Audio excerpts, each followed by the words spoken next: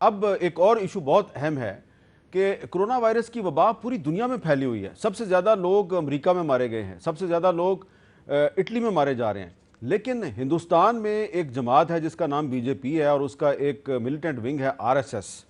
वो हिंदुस्तान में मुसलमानों को ये इल्ज़ाम दे रहे हैं कि आपकी वजह से हिंदुस्तान में कोरोना आया है, और अब मीडिया पर भी ये बात हो रही है। सुने इस बारे में इंडियन चैनल्स क्या कह रहे हैं और अरुंधति राय जो एक बहुत हिंदुस्तान की मायानाज मुसन्निफ़ा हैं वो क्या कह रही हैं। और आपने कभी सुना है कि सब्जियां भी कभी हिंदू मुसलमान होती हैं? पहले नहीं होती होंगी लेकिन शायद अब हो गई हैं। यूपी, दिल्ली और एनसीआर से तमाम हिस्सों में मुस्लिम सब्जी वालों को भगाया जा रहा है। Honestly, the situation is approaching genocidal, because the government's agenda has been this. I mean, since this government came, Muslims have been lynched, Muslims have been hunted down, but now the stigmatization with this illness has left, government policy. It's on the street now. TV anchors are like single-member lynch mobs, sitting in their studios.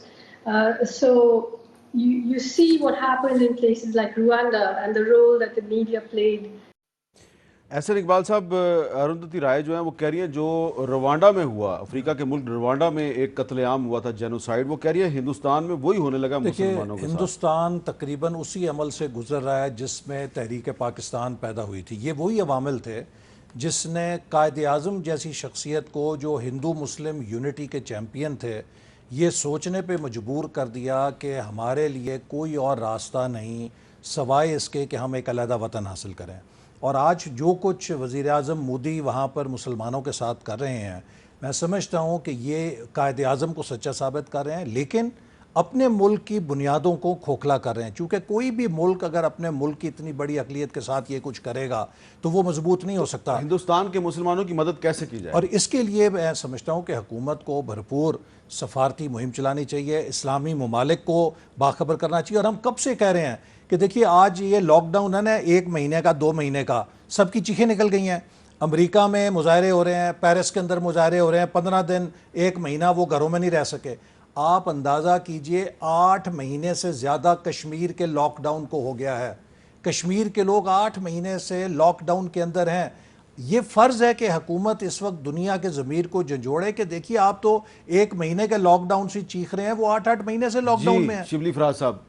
जी बिल्कुल, इसमें तो कोई शक नहीं है कि India जो भी कर रहा है वो बुनियादी तौर पे अपने लिए एक वही सिचुएशन बना रहा है जो कि 1947 में बनी थी, जिसमें कि मैं ये समझता हूँ कि इंडिया में एक अपनी जो शिराज़ा बिखरने के लिए तैयारी कर रहा है। और मैं ये समझता हूँ कि एक जिस तरह के पाकिस्तान बना, फिर बांग्लादेश बना, आई थिंक कि इंडिया में एक और मुल्क बनना चाहिए मुसलमानों का। बहुत बहुत शुक्रिया। एक बात आखिर में आपने की थी लीक रिपोर्टों की, कि शुगर की रिपोर्ट लीक हो गई, तेल की रिपोर्ट, आटे की रिपोर्ट लीक हो गई, तवानाई की लीक हो गई। इससे पहले वज़ीर आज़म साहब ने कोई गैस तलाश की थी, वो भी लीक हो गई।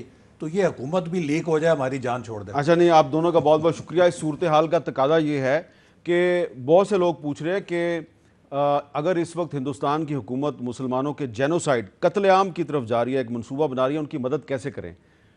मेरी नाचीज़ राय में मदद करने का एक तरीका ये है, हम हिंदुस्तान में हमला तो कर नहीं सकते। एक तरीका है कि अगर पाकिस्तान की हुकूमत, अपोजिशन, उलमाए कराम, अवाम, मीडिया, सिविल सोसाइटी सारे एक पेज पे आ जाएं और इस कोविड-19 के मुकाबले के लिए हमारी एक पॉलिसी बन जाए और पाकिस्तान में एक इत्तेहाद और यकजहती पैदा हो जाए, तो हमारा इत्तेहाद और यकजहती हिंदुस्तान समेत दुनिया भर के मजलूम मुसलमानों के लिए एक बहुत बड़ी मदद बन सकती है। इजाज़त दीजिए, अल्लाह हाफ़िज़।